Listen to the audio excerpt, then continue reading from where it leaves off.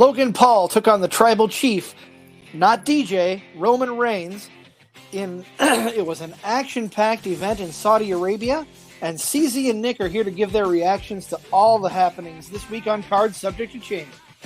You can listen to all episodes of Card Subject to Change on the Four Frequencies Podcast Network, along with Educated Ignorance, the Data Lab, and other great podcast content. Now we head ringside with Nick and CZ. Mr. Bull, how are you this afternoon? I'm doing great this afternoon, trying to recover from this weekend. It's been crazy, but hey, I'm here. We're here to talk about Crown Jewel, and everything's going good. We're talking about wrestling. Yeah, and as we've said before, any day we're talking about wrestling is a good day. Excuse me. I'll be honest with you, I'm on the fence. Part of me is really excited to talk about some of the happenings of this pay-per-view. Part of me is kind of just like, well, that happened. Yeah, I mean, it's a tough one to gauge because, listen, I mean, it's hard. It's hard to get behind a show that's on at 11 o'clock on a Saturday here. I didn't watch it until, to be honest with you, this morning, a day after, with everything that was going on. But I'm telling you, for this show, last year's Crown Jewel was an excellent show. There was no need to believe that this would be any different. It looked like a stacked card leading into it, and they definitely, they're showing how big of a show it is when Bobby Lashley and Brock Lesnar were getting a hot fight in the first match of the night. They're showing us, hey, we got a big card here. Let's go. So we start off with Bobby Lashley against Brock Lesnar, a straight up wrestling match. And it's kind of weird. You don't often see Brock Lesnar at the beginning of a match card. It happened at one WrestleMania that I can think of off the top of my head. I believe that was against our boy Seth Rollins. Correct me if I'm wrong. No, it was. Yep. But yeah, it's rare to see the former MMA fighter, former WWE champion, starting a pay-per-view. But this was like you said, this was a Haas fight, and they didn't let us down. Bobby Lashley just comes out of the gates swinging. Yeah, Lesnar's jumped outside, and Lashley attacks him. Lesnar can barely stand. Lashley definitely has the upper hand. Lashley then goes to spear Lesnar through the retaining wall for what appears to be the 800th time in this angle. I wish they would try something different, but it's still cool to see those two guys destroy something. Yeah. After doing so, we get back into the ring. Another spear. Retaining wall. Both guys get back into the ring. And then we get another spear. And then Lesnar officially starts taking Lashley to what we know as Suplex City and starts throwing Lashley around. And Lesnar starts gaining the upper hand here after he had, gotten his butt kicked the first few minutes. Yeah, and that's to be expected. You're looking at Lashley dominating the early part of this match against someone like Brock Lesnar. That's few and far between that you see Brock Lesnar manhandled early on that drastically. But he comes back. Michael Cole speculates because they are playing up the knee injury after the toss into the steel steps right off the bat, whether he can support Lashley's weight for an F5. And lo and behold, he can, because he hits one shortly after 3 or 4 German suplexes. But it's not enough to put Bobby Lashley away. No, it's not. Lashley, still has the upper hand. But in doing so, having the upper hand, he's still, at every turn, the beast has one more trick of it. Lashley has worn down Lesnar to this point. He locks in the hurt lock, the full Nelson. Yeah. And is wearing Lesnar down to the point Lesnar is about ready to pass out. I believe he told the ref to shut up. He got sick and tired of the ref asking if he had quit. Yeah. It's like, would you just shut up? That. I remember that. But I like the swerve here. He had one trick up his sleeve, Lesnar did. And what he does, he mustered up all of his strength, stood up in the full Nelson lock and kicked out of the corner, falling on Lashley. Lashley still has the hurt lock locked in, but the ref counts Lashley's shoulders 1, 2, 3. Lesnar wins the match. But soon after the decision, Lashley pours it on. Oh, for sure. Before we get to that, though, here's the thing with the pin. I want to see a replay from the other angle. And here's why. This is my problem with the way this match ended. With the way that the hurt lock has to be locked into an opponent, you would think that Bobby Lashley's shoulders would not be fully square on the mat. Am I wrong? You're not wrong. Maybe that's where they go with the next match with these guys. That'd be my guess, because the hurt lock, for all intents and purposes, it is a full Nelson lock. It's has also been called the Master Lock by Chris Masters. You see it all the time, but with the way the arms are locked around the neck, if you're back on the mat still with that hold locked in, there's no way your shoulders are square on the mat. I'm sorry. I don't buy that was a clean pinfall. Yeah, that might be the next angle. I did not rewind it and look. I was taking notes, but I guess I wasn't looking at the shoulders at the replay. But that's a good point to bring up. Well, here's the thing. When they showed the replay, they were at the feet of both Lesnar and Lashley. So it's hard to get a really good look at the shoulders. Correct. And they did that on purpose, I am sure. You're right about that, and I'm glad you brought that up. And listeners out there, let us know what you think out there on social media, at the Card Subject to Change podcast social media platforms. Let us know what you think. Was that a clean finish or not, or is it part of the storyline? Let us know. After the 1, 2, 3, or as the Wizard CZ here is putting it, the alleged 1, 2, 3. Lashley gets his butt kicked some more. Lesnar gets his butt kicked some more by Lashley. Despite winning the match, Lesnar is the man laying him down, and Lashley's the one walking out. My quote from the match, and I really am going to gush on Wade Barrett and Michael Cole. They're my favorite duo in WWE right now, man. They're really good. They're really, really good. Barrett's accent really helps him out too. But Brock Lesnar got his ass kicked tonight. And it's very, very true. Barrett summed it up right there. Brock Lesnar got his ass kicked tonight, and we're not used to seeing that.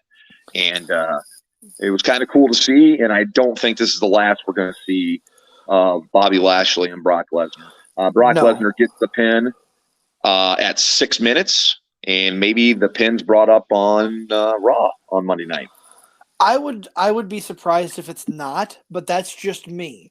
Maybe it was. Maybe they're considering it a clean finish, and that's the end of the story.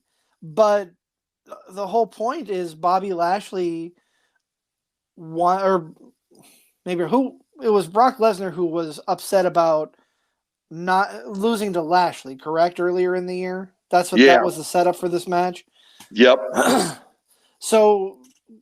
Honestly, I can see Lashley having a legitimate beef at the end of this match, but at the same time, maybe this is their blow-off for the feud. Who knows? We'll find out tomorrow on Raw. Could be for now, but I thought it was a solid opener. Two big names out there. The crowd liked it. The crowd loved it. Crowd solidly behind Bobby Lashley. Solidly behind Bobby Lashley. Behind Brock Lesnar. Sorry, Bobby. Right, Lashley they were behind Lesnar. Booed out of the building. Yep. Crowd was into the match and they enjoyed it. After the match, we go backstage because in the ring already are Damage Control, Io Sky, and Dakota Kai, and they are in their return match. And getting interviewed backstage are Alexa Bliss and Asuka, the current, defending, and new WWE Women's Tag Champs. They won them on Raw, I believe. Yep. This is the most recent, the go-home edition of Raw. They won the titles. What an interesting backstage segment this was. Because before they can say anything, you've got the video monitor displaying the Bray Wyatt upside down moth and Alexa Bliss looking incredibly distracted.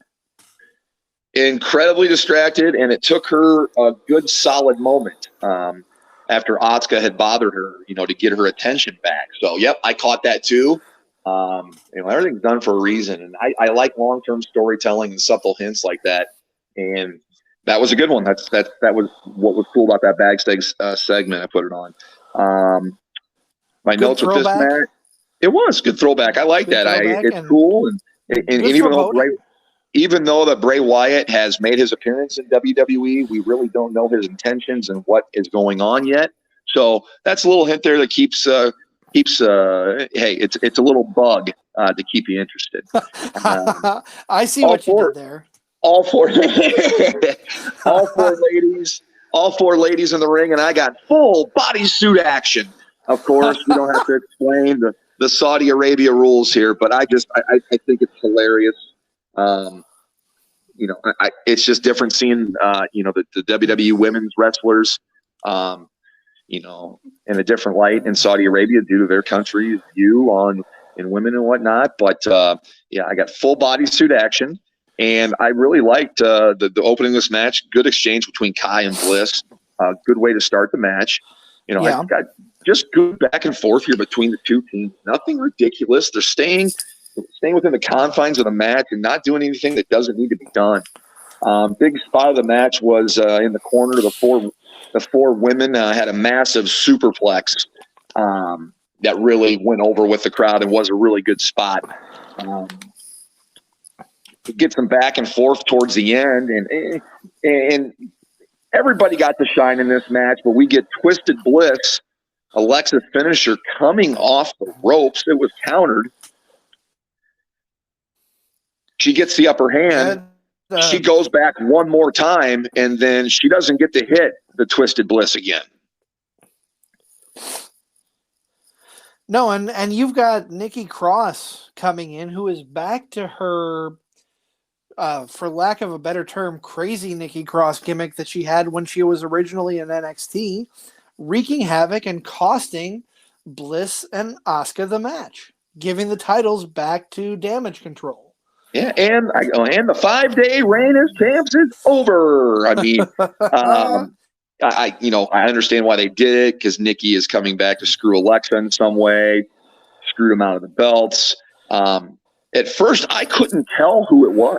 Because Nikki's face was covered with the bodysuit and stuff. I couldn't tell who was attacking until they said. So props to WWE for having that one. I didn't see that one coming, but I guess there's a story to be told there with Nikki Cross and Alexa Bliss. And Nick, you covered everything that I had in my notes except for one thing. This is not anything to do with the match, but it seems like the WWE Women's Tag Team division has a lot of thrown together, or what feels like thrown together teams. And I'm on the fence about that, because I like Alexa Bliss, I like Asuka. They're both tremendous competitors. They're fantastic in the ring, but other than the fact that they're coming together because Bayley brought her cohorts Dakota and Io back into the main roster, there's not really a cohesive reason for them to be paired together.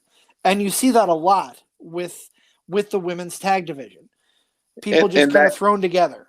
Yeah, and that's just kind of for lack of a better term. They really never had a tag division before and time to develop tag teams. I mean, I like what NXT has done. They've Toxic Attraction. They have a team, but you're right. It's just, you'd like to see some more continuity with the tag team division. I totally agree. I don't think we're going to see the pairing of Alexa Bliss and Asuka very much longer. I don't think that's going to last down the road. But yeah, you raise a good point there. It is a good point to bring up. And maybe that's something that Triple H is building towards. I mean, who's to know? He's still getting his footing. He's got a good solid ground underneath him so far, but for all intents and purposes, he is in his infancy of his run, planning the shows, building the shows, and putting things together. Oh, for sure. And, only time will tell. But the women's division has made leaps and bounds. I mean, we went from having Saudi shows with no women on them at all to having Saudi shows with multiple women matches on them now. So, which is fantastic. absolutely, absolutely. So only time will tell.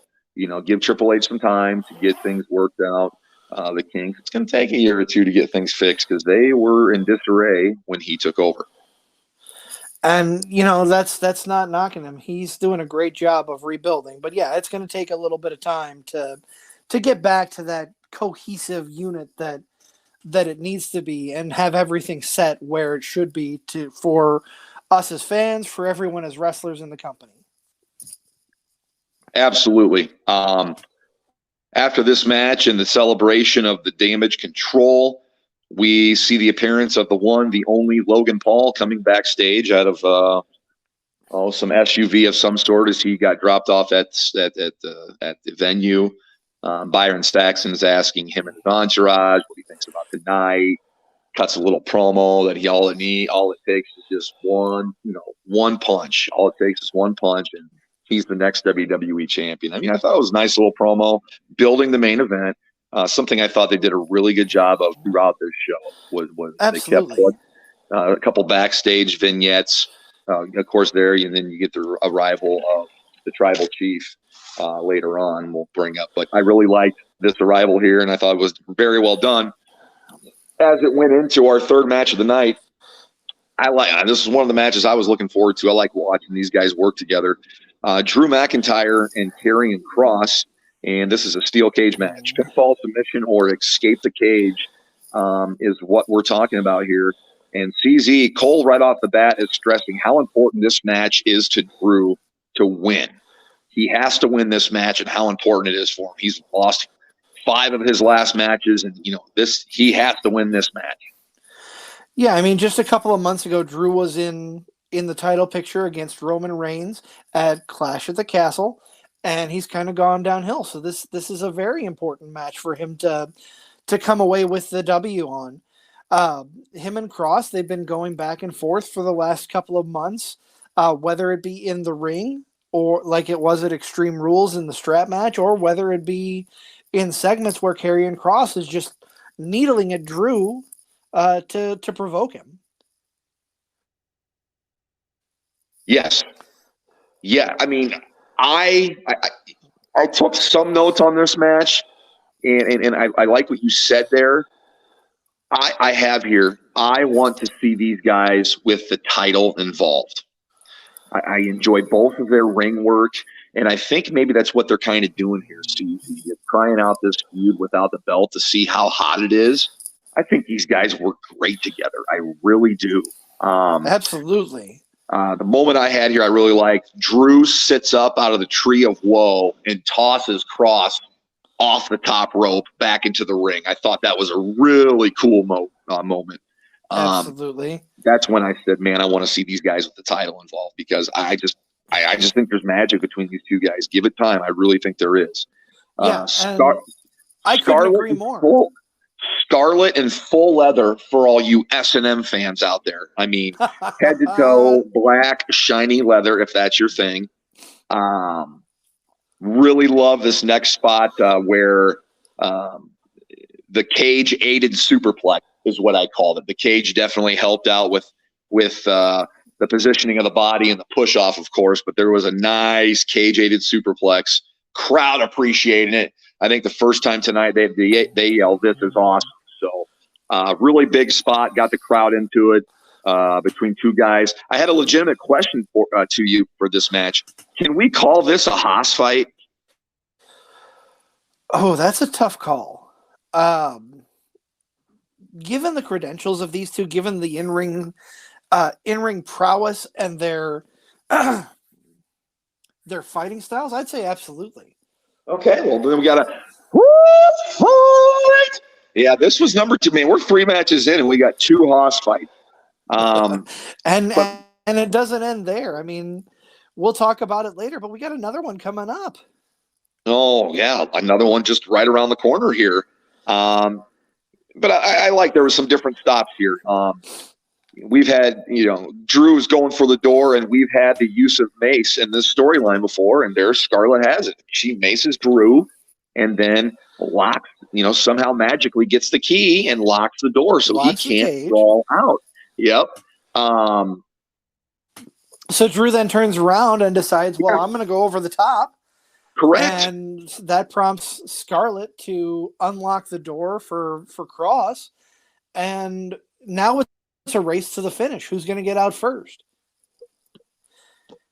And, like we said, this was Drew's match to lose or win. He had to get a win here to really keep himself in the title picture. And his feet hit the ground first, but it was pretty close. His feet in the dismay of Scarlett and Karrion Kross here, our plans were foiled at every turn. He got us, and Drew gets the big win, and the crowd loved it. I really, really enjoyed this match. Good match between these two. Not very long. It was 13 minutes. I thought it was the perfect length for a cage match, these two guys. I felt if it went any longer, it probably would have got silly or sillier, as they say, but I really liked this length. I thought the cage match was excellent. And, we're 3 matches in, and so far this pay-per-view is not too bad. Yeah, and, it's an ending that we've seen before, but it didn't feel like it was an ending that we've seen before. You know what I mean? It felt fresh, especially with two faces that are really starting to get a fire lit under them here. You got to think this rivalry, again, is not over with the way that ended. Yeah, I think it ends for now, but maybe after Royal Rumble here, maybe it slows down here for this last month. I don't know, but I could see these guys definitely working, on the road to WrestleMania. Oh, for sure. And they'll have a great program whenever they work together again next, because that's what they've presented with us here. Nick, we're gonna take a quick time out here, pay some dues to our podcast brethren, and then we'll be back with more of Crown Jewel. Sounds good. Make sure you tune into For Frequency's Sake on Facebook, Twitter, YouTube, and Twitch each Sunday during the football season from 10 a.m. to 11:30 a.m. The boys from For Fantasy's Sake will be bringing the fire fantasy football takes, updating you on the week's rankings and injuries, and getting you ready for your fantasy football matchups each and every week. The show is interactive, so be sure to send your questions.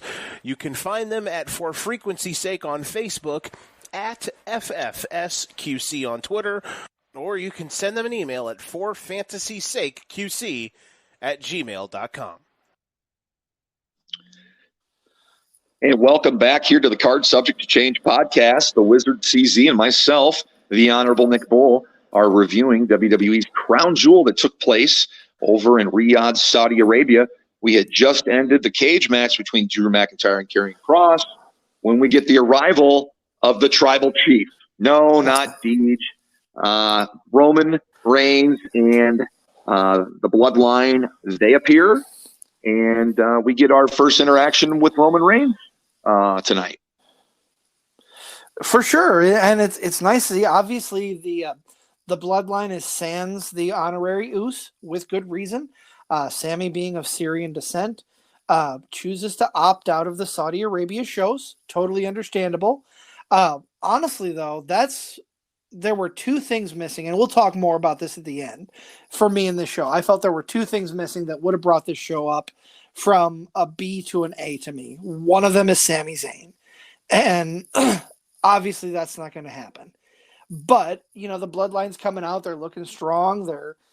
Roman is ready to beat the crap out of Logan Paul. It's a good night. He's ready and raring to go.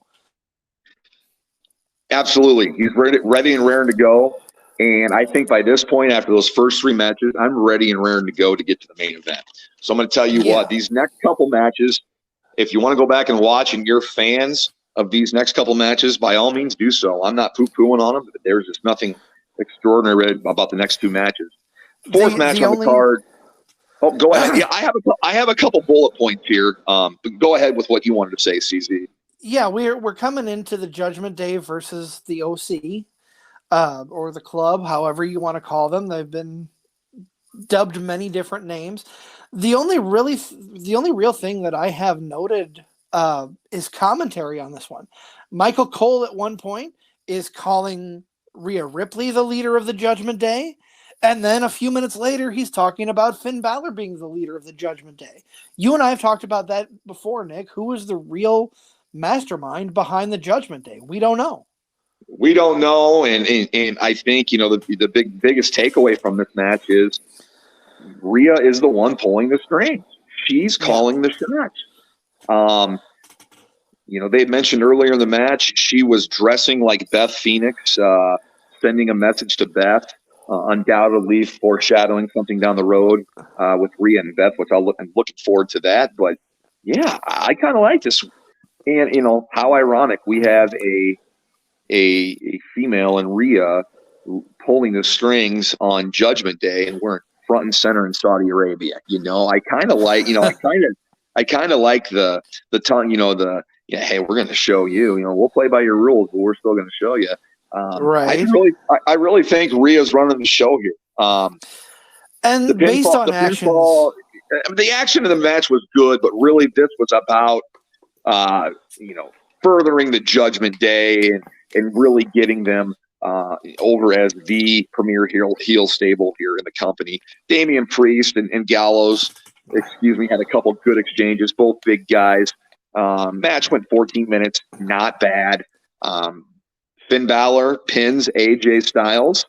I think that's going to continue, but I also noted that Michael Cole mentioned the Bullet Club openly on WWE TV. I mean, I thought, hey, why not acknowledge it? It happened. Guys, it happened. Yeah. These Which guys is are awesome. all. Finn Balor was the original leader of the Bullet Club, and then AJ Styles became a leader, of the club. So they referenced that, and I thought that was a good thing. I mean, hey, we're all grown adults here. Well, at least I think we are. I mean, we are watching pro wrestling, but we're all grown adults here. We're all grown adults here, and I just hope I hope that this continues. Like we all can get along. There's enough stuff to go around to watch, but that match transitioned into what is a legitimate fight. Another one. Five matches in. That five is three, matches in, and we have 3 Haas fights. I loved how they had the weigh-in of these guys, the tail of the tape. I don't know. This might have been my line of the night. But as Omos is coming to the ring, Cole goes, I can't believe it. Yesterday, he weighed 416. Barrett replies, and he's 420 by now. I just boom, boom. I thought that was a hilarious joke. It made me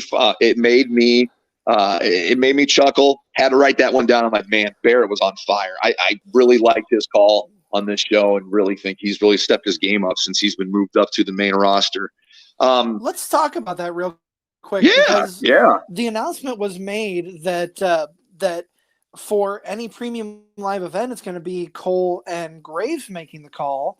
I agree. I think Barrett on the call was the right move for this show. Those two have great chemistry, but it begs the question, where was Corey Graves? Because he's been to Saudi before. He's been on the call, if I remember correctly. I want to believe Carmella had a miscarriage within the past week or two, so he probably was back home, and they sent Barrett over, with Cole. That's what I think. You're absolutely right when they said that he was going to be they were going to be the guys hosting premium live events. But I think that's why they never mentioned it on screen, but that's what was going on.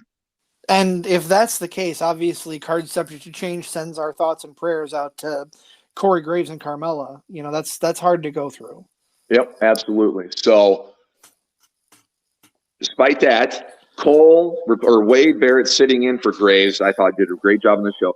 This match does not bother me. This match did not bother me. I thought it had a spot on the show. Both guys were showcased in this match. It was another Haas fight. But I'm telling you, everybody wants to, hey, you're not going to get a 5-star here. But both these guys are monsters, and they went at it. I didn't have a problem with it. The only thing that bothered me about this match is it felt very similar to the opener, where Omos was dominant throughout, and then Braun gets the win. Felt very similar to what happened with Lashley. Different, but similar. Do you know what I mean? Oh, I know exactly what you mean. Oh, for sure. I do too. I mean, it was a totally different fight. Don't get me wrong, but the results, the way that the match played out, it just felt like we had the same match twice. Yeah, that's a good point. That's a good point you bring up. I can see that now. Obviously, this one a little less polished of the two, but you got two big dudes in there going at it. For what it was, it did not bother me. I mean, I thought when I sat down to take my notes for Crown Jewel, I thought we'd be poo-pooing all over this match, but I don't think you can. You can maybe poo-poo on the booking decision, but those two guys' ring work was not bad. That wasn't a bad match for two big guys for being 7 minutes and 20 seconds. No, not at all. I really can't sit here and go Slamboree 2000 on this thing. If you don't know that reference, check out the podcast and check out the archives under wherever you find our podcast. That Slamboree 2000 is a doozy. That's punishment. But yeah, I had no problem with it on the show. Yeah, I agree. It was a decent setup, decent match. The rivalry is pretty good. Where it goes from here, we'll see. But that's going to bring us into our next match. And going into our next match, Nick, I got to ask, how oozy do you feel today? I'm a little oozy. I wish I felt oozier with the inclusion of Sami Zayn, but like we've talked about for obvious reasons, he wasn't a part of it. And you're right. If he's a part of this and the main event, the show is just a little bit better in my opinion. But yeah, I'm feeling oozy. How about you? I'm feeling fairly oozy. And I agree. If Sami Zayn had been there, it would have brought it to like God mode oozy, like Roman Reigns' God mode for the championship. But sure. We're talking about Sami. Might as well talk to you. I said there were two things I felt missing of this show. Sami Zayn being one of them. The other is the other guy who is arguably the most over guy in WWE, and that's Seth Rollins. Very conspicuous by his absence on this show. Riddle wasn't there either. I mean, maybe some guys had this weekend planned off. I don't know how that was, but yeah, no Riddle on this show. No Seth Rollins, but no Kevin Owens. There's a lot of names missing. But right, there were. But at the end of the day, I still thought this was a pretty solid effort from WWE. Not the best, not the worst. I've seen better, I've seen worse, but this wasn't too bad. I couldn't agree more. I'm not poo-pooing on this at all. I understand. Oh, I know. I'm not poo-pooing on the show at all. I just wish that, the two most over guys in WWE right now, in my opinion, are Sami Zayn and Seth Rollins, and they're not on the show. Sure. For sure. And I was just kind of making a point for the four names we listed off not being on the show. It was a pretty darn good show, So yeah, I agree. It was a solid show, but we've still got a ways to go before we're finished talking about it. Let's get into, I'll be honest. I was a little checked out during this match, not on purpose. I've had a very long weekend between working and driving back yesterday. I haven't been sleeping well the last couple of days, so I was in and out of this match, Nick. So I'm going to let you talk more about the Usos versus the Brawling Brutes for the titles. Well, I'll tell you what, this was my second favorite match on the card. I obviously love the main event, and we'll get to that in a few moments. But this was my second favorite match. Obviously, I love tag team wrestling, but this was a straight-up tag team match. We don't have any funky gimmicks at ringside or anything like that. And I kind of noted, I had low expectations for this match. But going to it, and the Usos come out, they're incredibly over. I think with Sami, they would have been out of this world over.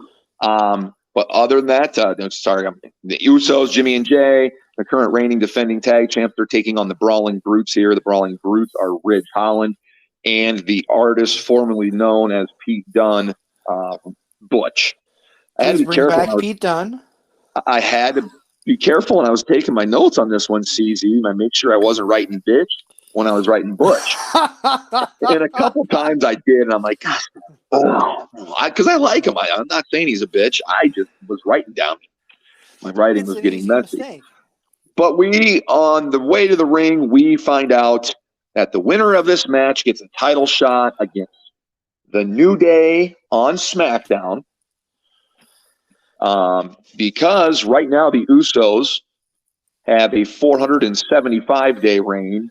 The New Day's reign was 487. So they're approaching it, and they're getting there. And so they will fight on – the winner of this match will fight on SmackDown against the New Day. You got to think the New Day is looking, provided the Usos come out of this with the titles, to end their winning streak, their reign as champions before they overtake the New Day. Absolutely. And they give the background here of it shows the Bloodline taking out Sheamus with the kayfabe arm injury. Everybody knows Sheamus was off getting married. But they show that to give you background on the storyline. Butch and Jimmy start out, and after a short exchange, the Usos are like, screw this. About 2 minutes into the match, not even 2 minutes into the match, they go over to the table, take their belts, and start leaving. But Butch makes sure they get back in the ring. And once they're back in the ring, Butch goes to work on what Michael Cole goes and confers as joint manipulation. CZ, I want you to tell me what joint manipulation is. So, from what I've gathered and seen, because this is a Pete Dunne specialty, joint manipulation is essentially taking someone's fingers or wrist, what have you, and bending, twisting, and breaking it in a direction it is not supposed to go. Yeah, and he is going to town with some joint manipulation. And then the Usos gain the upper hand and start working on Butch. And the Usos show why they're one of the best tag teams of all time. They're on the Wizard CZ's Mount Rushmore of tag teams. If you want to know who was also on CZ's Mount Rushmore of tag teams, along with myself, go find that podcast in the archives, wherever you find the Card Subject podcast. But we'll get back to this match here. They're showing you why they're a good tag team. They're keeping him, in their corner. And they're wearing him cutting down. off the ring. Cutting off the ring. Ridge Holland hasn't been in the match yet. The crowd's breaking out with "We want Sammy" chants. Well, we do. I do too. But we're not getting Sammy. Zayn. It's just we want him. He's not going to be there. I love that Jay yells back at the crowd, "You ain't getting him. You ain't getting him." I love it. Cole and Barrett are putting over the Usos huge as they should, the 8-time champs. Here they are in another country putting the titles on the line. And then Butch out of nowhere to buy some time hits a perfect tornado DDT. And then finally, we get the hot tag from Butch to Ridge Holland. And Ridge Holland comes in and cleans house and states his claim and is making his case. Is he a Haas, CZ? Oh, I would say so. Okay. Because he comes in and cleans house, and then maybe the best part of the whole cleaning of the house is Jimmy is trying to do a tope suicida to where Ridge just bitch slaps Jimmy in the face. And I loved that move. The Brawling Brutes then try to take out Jimmy the way that the Bloodline took out Sheamus. Jay foils that. I wrote down at this point, this is a great showcase for the Brawling Brutes. Win, lose, or draw at this point, they look great. There's no gimmicks needed here. It's been a tag match. There hasn't been any tomfoolery. I really like this. This has been a fun match, and the Brawling Brutes have looked great.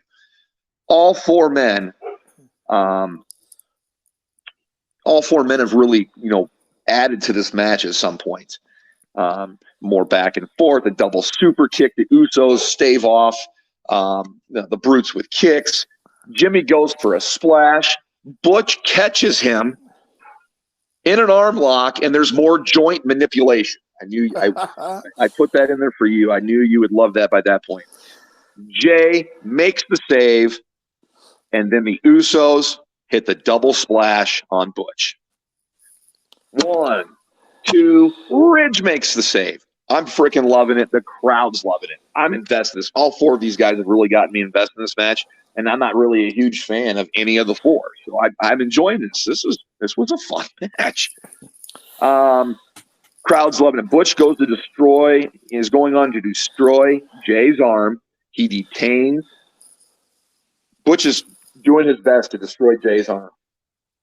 Detains Jimmy. And at one point, Michael Cole says a wrist is possibly broken because of said joint manipulation. Correct. Butch destroys Jay's arm. Butch then is still on Jay when Jimmy gets white noise from Ridge Holland, a tribute to Sheamus, and Jay kicks out of it. Crowd is going nuts. I mean, everybody's going great. The Brawling Brutes get up. They do a combo move where it's a kick to the head and a slam, and then the Butch pin is broke up by Jimmy. Crowd is going nuts. All 4 guys are up.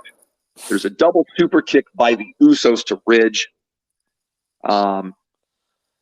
knocking Ridge out. After the double super kick to Ridge, there's a blind tag. Jimmy blind tags Jay, unbeknownst to Butch. They hit the 1-day from the top rope and are still your WWE undisputed tag team champions. Jimmy gets the pin on Butch at 10:45. Up until this point, this is the match of the night, but it's not for very long.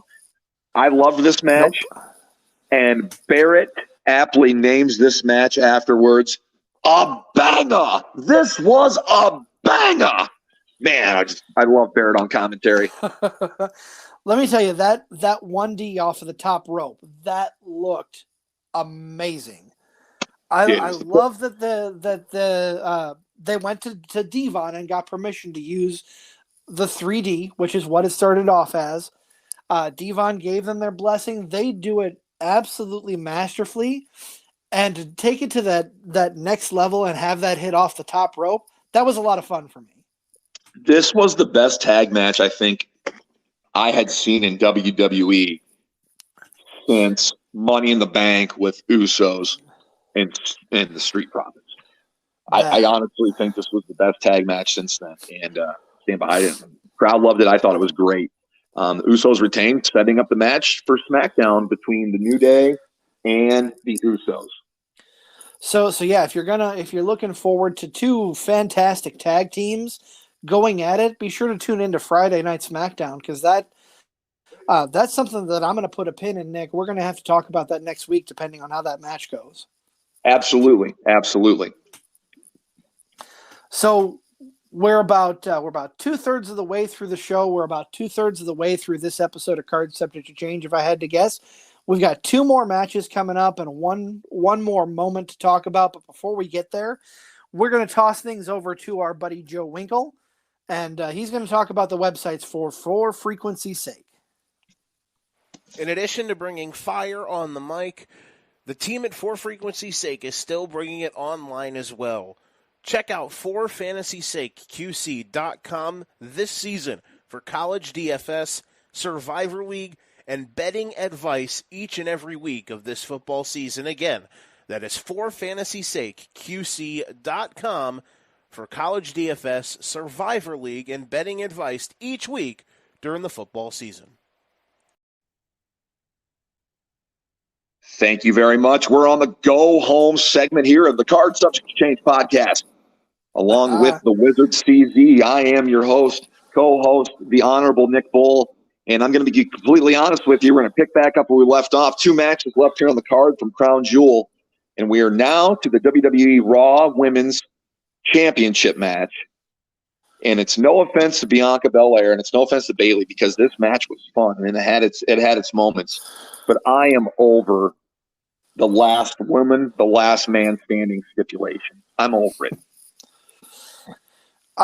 We've seen so many of those, whether it's called SummerSlam, Lesnar and Reigns, and I know this is a women's match, but didn't Becky and Bianca have a last women standing match? I can't remember, but I'm over the last person standing stipulation. But and we just reviewed a couple of those. AEW had one recently. Everybody's doing them, but I'm not taking away from this match. This match was fun. I didn't take a lot of notes, but I did take a couple here, and I wanted to ask you: do you see the irony in this match? How so? I'm not sure. You're in Saudi Arabia. Light me up. You're in Saudi Arabia. Two big stars. And here we are. We're having a last woman standing match. I mean, we're just promoting women, and I love it. It's great. It is the second to last match of the night. Big match. The women are highlighted. They really are. There's hard hitting. There's good use of weapons in this match. The ending of this match was great. How they did it. I won't talk about the ending yet, but the ending is genius. It leaves an opening. It leaves so much room. This match was fun. I just wish it wasn't. I'm over the last women standing gimmick. Yeah, I agree. It's getting to the point where it's very overdone, but at the same time, there's only so many tools in the toolbox for match types, and unless you're great thing about Triple H, rumor has it, we'll see what happens in the next year, but there aren't going to be as many gimmick pay-per-views. So the gimmick matches may be coming not to an end, obviously, but they may be more special when they're done. Right, and this match was good. This match was special. I hadn't seen an ending like this to a last person standing match before, but I enjoyed it. I thought it was a very good match, and the use of the weapons, they didn't get corny with stuff. I didn't think it got too corny, and I thought they really did well. Despite having to wrestle in full leather suits. And here's the highlights that I have. I'll go through the spots that really got me in this match. You've got Bianca Belair moving the stairs away from the corner, which leads to Bayley trapping Bianca inside the steps between her and the ring to try and prevent her from getting up to answer the 10 count. A ladder goes over the hole in the steps. All sorts of fun play here with these steel steps to prevent Bianca from answering the 10 count. Eventually, we work our way up to the entrance ramp, up to the stage where the entrance is, where the big Tron is. They pull out a wheeled crate, and Bayley traps Bianca in there, puts Bianca in there. I won't say trapped. Here's my one issue with this match. Bayley would have won the match if she had locked that crate with Bianca in it. Bianca would not have been able to answer the 10 count because she wouldn't have been able to get out. Am I wrong, Nick? You're not wrong, but yeah, they've always got to leave the door open, right? They can't cross all their I's or can't dot all their I's and cross all their T's, right? Not all the time. That's very true. While you've got Bianca trapped in this crate and the ref is doing the 10 count, Bayley disappears and comes out driving a golf cart, to which Michael Cole says, "That's DWI, driving while insane." Yeah. Cole's good, and he also still has the room for the corny line as well. And I don't know, are women allowed to drive in Saudi Arabia? I'm not being ignorant. I don't know, but there you go. I love that the women were empowering on this show. Oh, for sure. So we get the fight to the top of the golf cart. Somehow Bayley gets knocked down and is laying prone on top of the golf cart. Bianca hops in the driver's seat, drives her down the ramp, and stops right in front of a table that Bayley had set up, causing Bayley to flip over onto the table. And this had to hurt because the table did not break. You can see where the table was kind of gimmicked. After Bailey hit it, there was a little dent that looked like it might have been a mark where they had kind of helped the table along so that it would break. And that's getting a little inside baseball, so to speak, there. But eventually Bianca will throw Bailey through that table. But the highlight of this match, and I want to talk about this, I want to compare it to a last man standing match from years ago. Bianca traps Bailey inside a ladder, pushes the ladder under the turnbuckle, causing Bailey to not be able to meet the 10 count. You were right. This is a unique finish. We haven't seen this before. Let me tell you what it reminded me of, though, Nick. Do you remember the last man standing match between John Cena and Batista, where Cena duct taped Batista's legs to the ring post? Yeah, kind of vaguely I do. Yeah. Now you bring it up. Yeah. It reminded me a lot of that because it's trickery. It wasn't someone knocking someone out to the point where they couldn't answer the 10 count. It was an innovative way to prevent them from getting up. Yeah, I wrote down, I love that Bailey lost while she was quote unquote awake. She didn't get knocked out. She wasn't down on the ground. She was fully aware of what was going on and still couldn't answer the count. I loved how it ended. It was so unique and different. I thought this was a fun match between the two of them. You know, I've never been the biggest Bianca Belair fan as far as her character, her gimmick goes, but I'll be honest, this last year she's really grown on me because of her in-ring work and her character development. She's no longer for lack of a better term, the bitch who uses her hair to whip people. She's evolved into a full-fledged character that you can get behind and root for.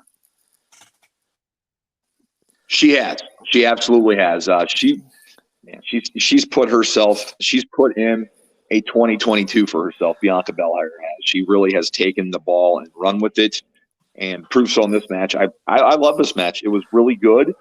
Just wish it didn't have that gimmick, but the gimmick made it what it was. And I'm tired of the gimmick, but I love the match. And for just going over 2020 in time, it was excellent. It delivered. Yeah, this was good. Well, we all are to the part of the show we want to be at. Everybody, for lack of a better term, I mean, whether you know him, like him or not, you say Logan Paul, people have heard the name or can say, oh, he's the internet guy, YouTube guy. Let me stop you there, Nick, because we got something to talk about before we get to the main event. Oh, no, what did I miss? Bray Wyatt. Oh, you know what? Because I didn't write it. I didn't even write that promo thing down. You're absolutely right. Go ahead. You're right. I jumped the gun because I want to talk about the main event so bad. And I'm with you. I want to get to the main event. I'm anxious to get there because it was fantastic. But we would be remiss to not talk about Bray Wyatt.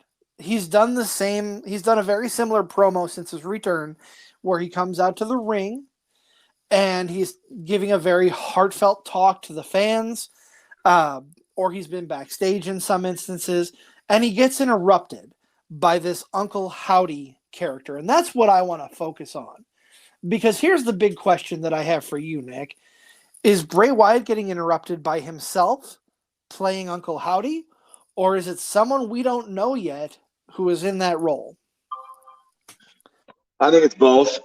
I know that's pretty cheesy and easy way to get out of it, but I think Bray Wyatt's out there bearing his soul to the world, and then someone will break in on the Titan front. In this case, Uncle Howdy. Is Uncle Howdy a voice in his head? Another person? Absolutely. But Uncle Howdy is also a character, right? We're seeing it on the screen. But are we supposed to see it that way, or are we supposed to see it as Bray's vision? Let me speculate a little bit. This is trippy, and I like it. I think it's obviously introducing another member, but it also could be one of his personalities too. It could be a double-edged sword here. Yep. It really could go either way because there's been a lot of talk of the Wyatt Six. Let me run something by you, though. I've read rumors more than once speculating that Uncle Howdy is actually Wyndham Rotunda, Bray Wyatt's brother, formerly known as Bo Dallas. What do you think about that? I don't have a problem with Bo Dallas being Uncle Howdy. Obviously, with the natural lineage there, them both being brothers, that would tie into it. Could Bray control Uncle Howdy, or does Uncle Howdy control Bray? I mean, I don't have a problem with Bo Dallas. I thought it was kind of bummer when he got released, and I'm hoping maybe if this is him and he comes back, this is his chance to get back and stay on the roster. And it would be great to see those two brothers together. I don't think they really got a chance to work together when they were both in the WWE before. Yeah, not too much. I know Bo Dallas was fantastic in NXT, but kind of got swept under the rug by Vince when he got moved up to the main roster. So it'd be nice to see that come to fruition. Now, that's just rumor and speculation. So what do you believe? Do you believe he's coming back? I honestly don't have a good answer whether I believe he's coming back. I think more I would like to see it happen. I think he deserves a better main roster run than what he had back when he was on Raw and SmackDown. So yeah, I mean, I would love to see that come to fruition. Whether that's what's going on here, we'll have to wait and see. But I'm excited. I think it's a good possibility. I know Triple H had a big hand in his NXT run because that was NXT was Triple H's baby at the time. So Bo Dallas was very prominent there. We'll have to wait and see. My other question to you is, we're seeing these promos with Bray Wyatt. We have yet to see any legit rivalry with another superstar other than this Uncle Howdy character come into play. Where do you see Bray Wyatt fitting onto the card for his first match back in the ring? Maybe we don't know until after Royal Rumble.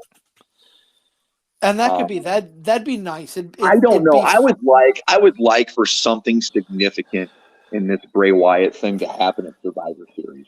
Whether it's another character getting introduced in the ring or something. I would just like to see this thing progress a little bit, because if you remember, if this was Crown Jewel, the next pay-per-view Survivor Series, and then there's no day one. So there's no pay-per-view from Survivor Series until Royal Rumble. So yeah, you've got almost a 2-month gap there. Got to think Survivor Series is going to be really big, bigger than it probably normally was. Obviously, with the War Games, logo and thing getting added to it, it's going to be bigger than it has been in the past. And that's great. But, man, they really need to do something at the next show in providing or on their TV programming to move this up, because, I mean, they could really ride this. I mean, you could introduce every character this way, have him not fight anybody, and then, boom, you got a WrestleMania feud. So I don't know how they're going to do it. I kind of hope they expedite it, but in a good way. And I'll be honest, I'm with you there, but I like the slow build that they're giving it also. Yeah, I like the cryptic stuff too. Yeah, I mean, the clues, absolutely. It lets it ruminate. It lets it evolve on its own, and it gets you thinking what happens next. But at the same time, I agree. You're absolutely right. Something needs to happen at Survivor Series to progress the story. For sure, absolutely. So can we talk about the main event? My God, we could go right into that. Let's go right into the main event here. I know. Yeah, I had to give you some crap there. I had to give you some crap. What a main event this was. I'm going to start off by saying that you and I talked off air. Logan Paul and Roman Reigns both did a phenomenal job making Logan Paul look like he belonged in this match. Yeah. Kudos will go to Logan Paul, and he for what? Was this his third match? Man, This was his third match in the WWE. He's in there. He's swimming with sharks. He's in deep water. But Roman Reigns, it just goes to show you how good Roman Reigns is. Not taking anything away from Logan Paul, but Roman Reigns made Logan Paul look like the next world champion there for a few moments, a few times. Roman Reigns, to me, a long time solidified a long time ago why he's probably the best thing going right now. But it really hit me in this match when he is out there making you believe that Logan Paul could possibly beat him. I mean, there were a lot of moments where you had to think. There were.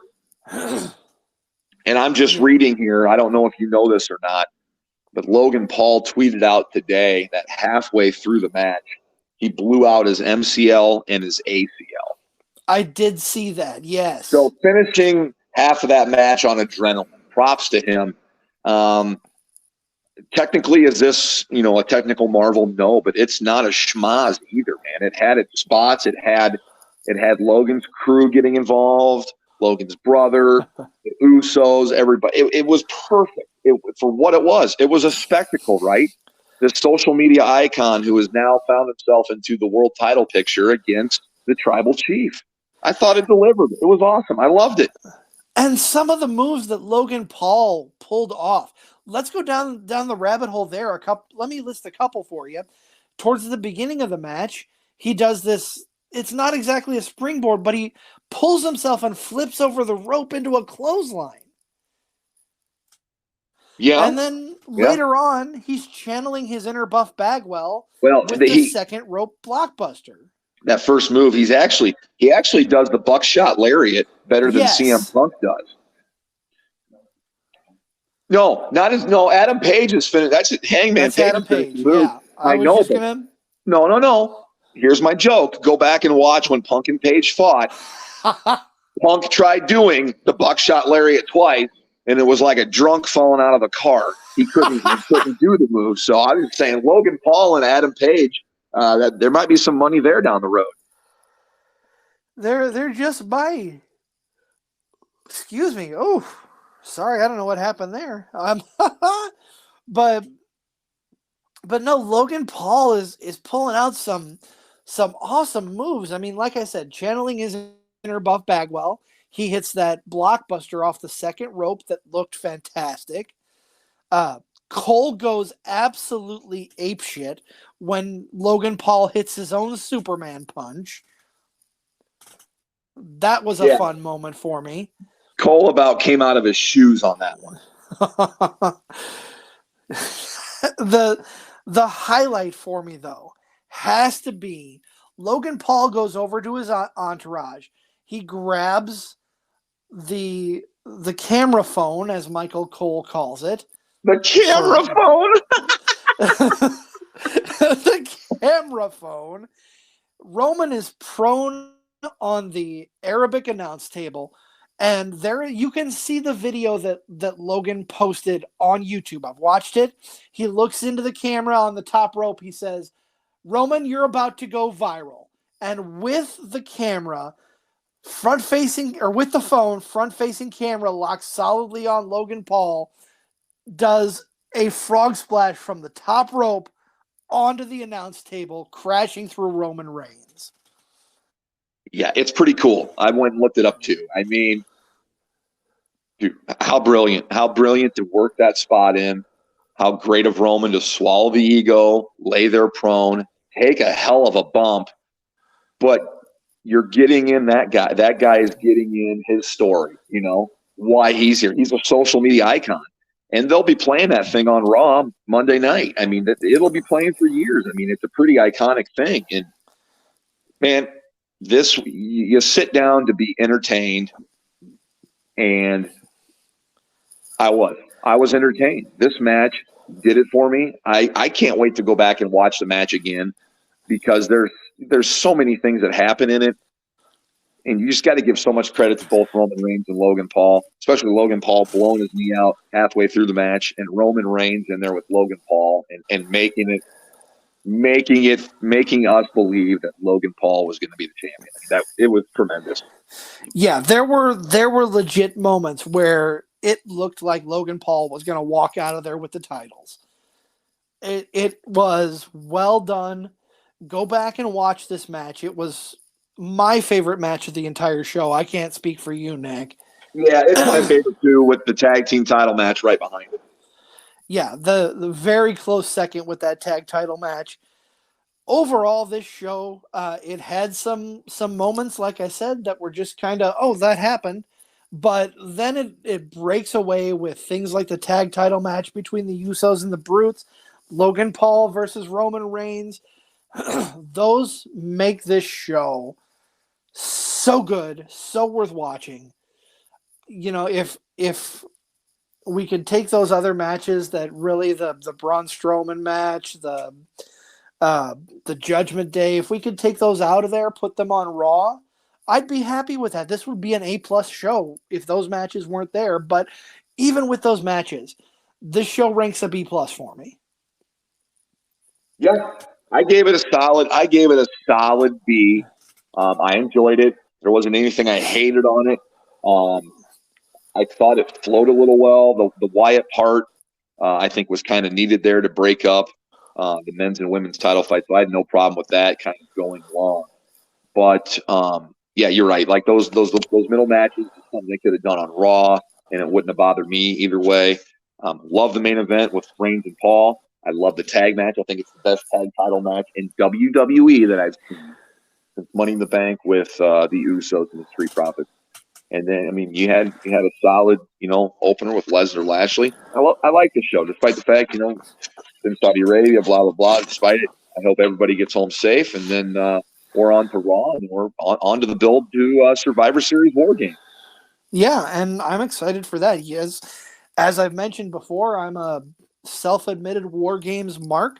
So I'm very ecstatic to see what Survivor Series is going to look like, who's going to be in the cage match, and the build over the next couple of weeks, what that's going to look like. I am as well. But we need to tell the viewers before we look ahead.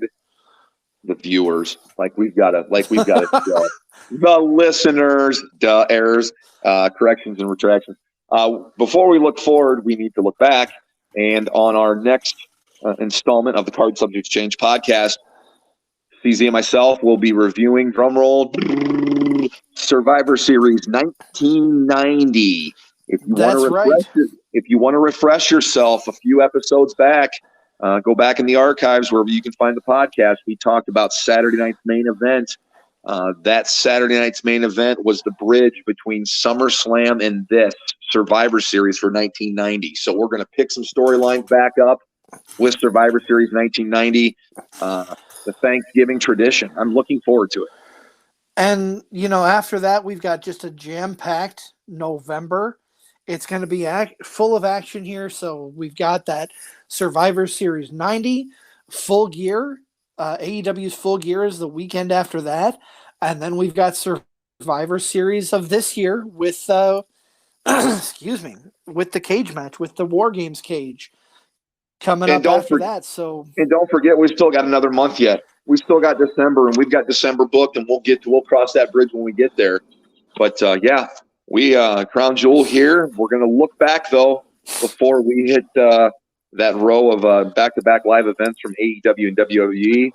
If you want to follow along with us, it's Survivor Series 1990. And you can find it on the network, on Peacock. Find it on the Peacock. But if you want to watch along and review it with us, then go right ahead. But that's where we'll be next week. Yeah, and Nick, that's going to put a bow on this episode.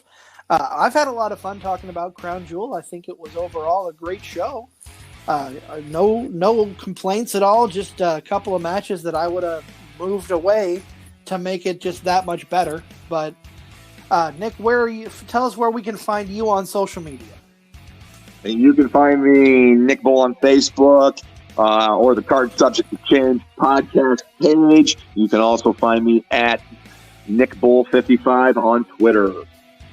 And I am also at at the Wizard CZ on Twitter. You can find me on Facebook. Just look for Chris Zach or the Wizard CZ. That's my nickname on there. The podcast, like Nick said, is on Facebook at Cards Subject to Change Podcast. Find us on Twitter at CSTC Podcast. And now we're on Instagram. We don't have a lot going on there yet, but we will be. Same thing at CSTC Podcast on Instagram. We look forward to chatting with y'all next week. So that's going to wrap things up today. And we'll see you for Survivor Series 1990 next week. You guys have a good rest of your day. Take care, y'all.